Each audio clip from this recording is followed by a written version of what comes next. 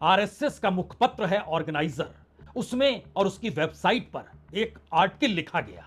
उस आर्टिकल में बतलाया गया कि इस देश के भीतर सरकार के अलावे अगर किसी के पास सबसे ज्यादा जमीन है तो वह कैथोलिक चर्च के पास है। कैथोलिक चर्च के पास है। यानी एक झटके में अभी तक इस देश के गृह मंत्री भी जो अपने भाषण में पार्लियामेंट के भीतर जिक्र कर रहे थे कि देखिए सबसे ज्यादा जमीन रेलवे के पास है, उसके बाद सेना के पास है और तीसरे नंबर पर वक्फ बोर्ड के पास है। एक झटके में आरएसएस के मुखपत्र ऑर्गेनाइजर में यह छप कर निकल कर आ गया कि दरअसल ऐसा नहीं है। सबसे ज्यादा जमीन तो कैथोलिक चर्च के पास है, जो कि वक्फ बोर्ड की तुलना में भी कहीं ज्यादा है।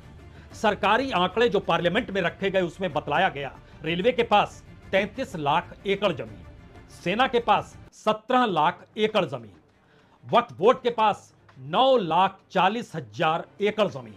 लेकिन ऑर्गेनाइजर ने एक नजर चर्च की दिशा में कर दी और उसके बाद कच्चा चिट्ठा सामने यह कहकर रखा कि दरअसल कैथोलिक चर्च के पास 17 करोड़ 29 लाख एकड़ जमीन इस देश के भीतर है।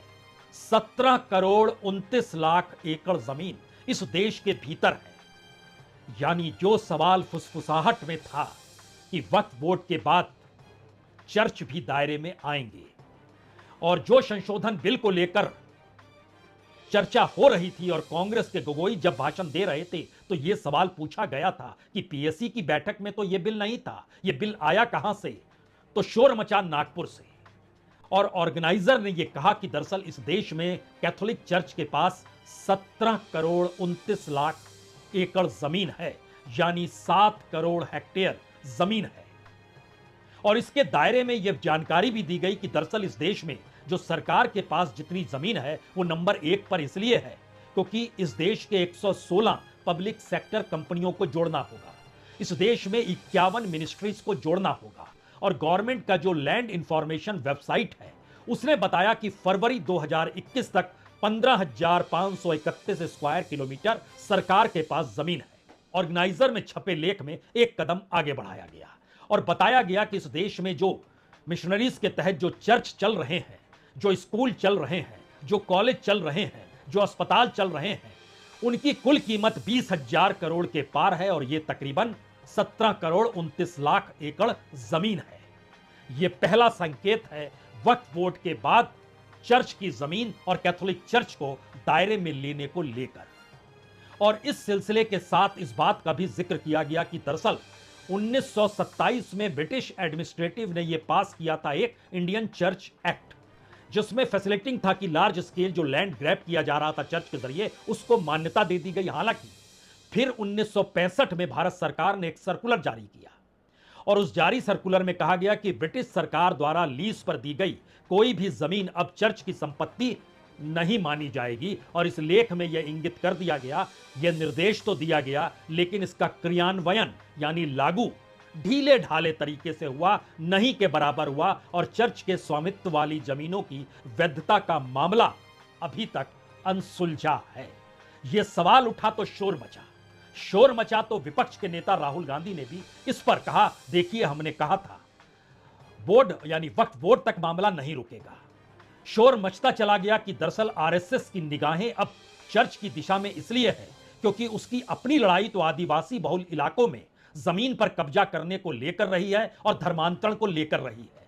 यह चुनौती आपस में आरएसएस और चर्च टकराते रहे हैं।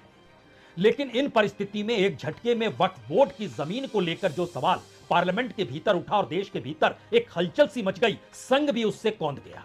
संघ को समझ में आने लगा कि दरअसल उसकी लड़ाई अपने तौर पर चर्च से रही है। यह एक झटके में अगर वक्फ बोर्ड निकल कर सामने आ गया जो राजनीतिक तौर पर वोटों का ध्रुवीकरण तो कर सकता है, क्योंकि राजनीतिक तौर पर वोटों का ध्रुवीकरण बीजेपी के साथ सटे राजनीतिक दलों में बाखूबी देखा जा रहा है।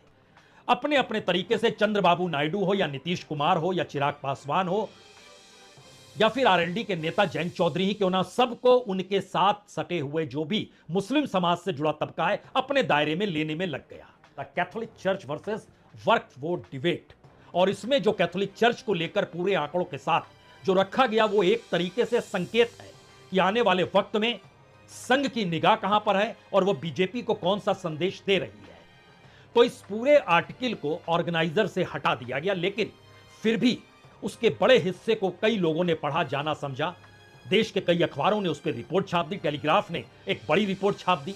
हमारे पास भी उसके कुछ डॉक्यूमेंट आकर छिप गए कि दरअसल ये सारी चीजें उस आर्टिकल में लिखी गई थी। एक बार वो क्षण देख लीजिए और आखिरी पृष्ठ पर पहुंचते पहुंचते अब आप अगर उसको खोजना चाहिएगा उस आर्टिकल को तो वो नहीं मिलेगा। यह संकेत है कि इस देश में जो भी सत्ता में होगा वह इस देश के उस कानून को अपने अनुकूल कर लेगा जहां पर जमीनों पर कब्जा किया जा सके, क्योंकि भारत की जमीन तो उतनी ही रहेगी, लोग चाहे जितनी बड़ी तादाद में बढ़ते चले जाएं।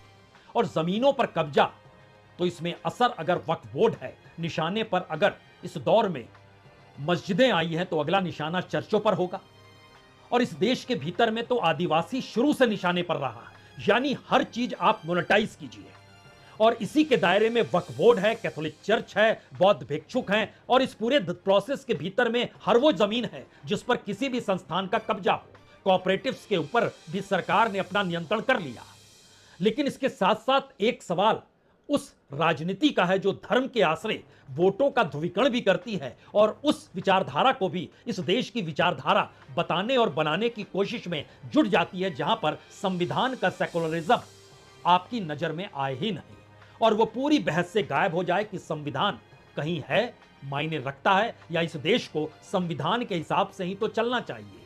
तो संविधान की शपथ लेकर भारत की राजनीति में धर्म का घोल और धर्म के घोल के आश्रय भारत में जमीनों पर कब्जा की प्रक्रिया और जमीनों के आश्रय धार्मिक संस्थानों को राजनीतिक तौर पर सक्रिय करना और सामाजिक और सांस्कृतिक तौर पर इस देश में ऐसे घटनाक्रमों को पैदा करना जिससे समाज में टकराव की परिस्थिति बन जाए, ऐसी अनूठी राजनीति तो आपने आजादी के बाद किसी कालखंड में देखी नहीं होगी। इस देश में चंद्रशेखर भी प्रधानमंत्री बने, इस देश में देवगौड़ा भी बने, आई.के. गुजराल भी बने, अटल बिहारी वाजपेयी भी लंबे वक्त तक रहे, लेकिन इस तमाम दौर में तमाम कमजोरियां थी क्या, या फिर उसका एक अब अति रूप या कहें वह पराकाष्ठा पर पहुंच गया जहां पर इस देश में हर चीज को मोनेटाइज होना ही था और इस देश की राजनीति में हर मुद्दे को रिलीजियस या धार्मिक परिस्थितियों के आश्रय चिंतन मनन करते हुए टकराव करना ही था। क्या यही सच है? शायद कह सकते हैं मौजूदा सच यही है, लेकिन आखिरी सवाल यह भी है, तब क्या इस दौर में उसी संविधान को खत्म किया जा रहा है जिस संविधान की शपथ लेकर सरकार चलाने, देश चलाने का वादा किया जाता है, कस्में खाई जाती है? शायद हाँ। बहुत बहुत शुक्रिया, बहुत बहुत शुक्रिया।